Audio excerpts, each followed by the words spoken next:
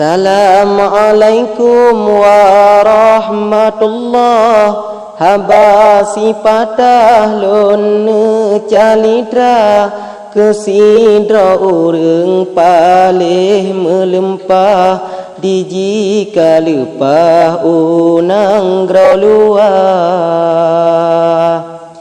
gata abu cilage penjajah raya silempah ba pegahaba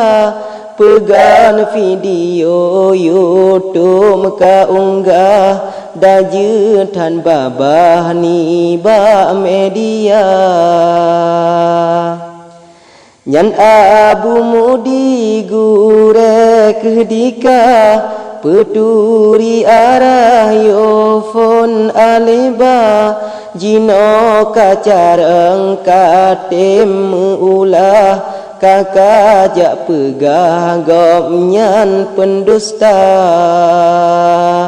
aci kapikengan utak cerah kiban gepegah dalam agama gure yang kefon pomangan ayah urang didikah masalam donya jilongan gure temer kadika apongan apa manfaat hana kakenang lanan ni bapot Allah tapreh musibah ote tagisa awai tamu prangan puso panah jino pelemah budesi aga para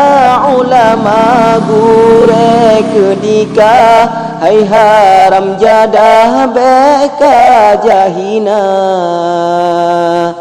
menyona hukum yang salah surah kawo diika pebete makna tauhid tasawuf serta fikah jika pejelah dengan ulama tangkoh bapanah parang megetah menyobak birah gatai lempahna para ulama kahina dikah betoi bid salah hai wabah buta kama umat cukup tan marah odeh jungoka balai kaca keretan hati abu shimutua lon mohon baka taubat nasuha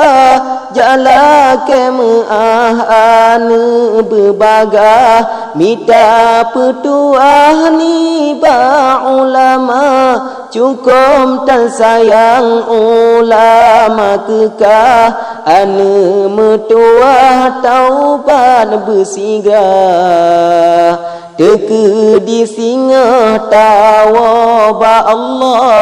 tutup sejarah yang hana guna hanjun ke upat mepegah-pegah barata lidah orang yang hina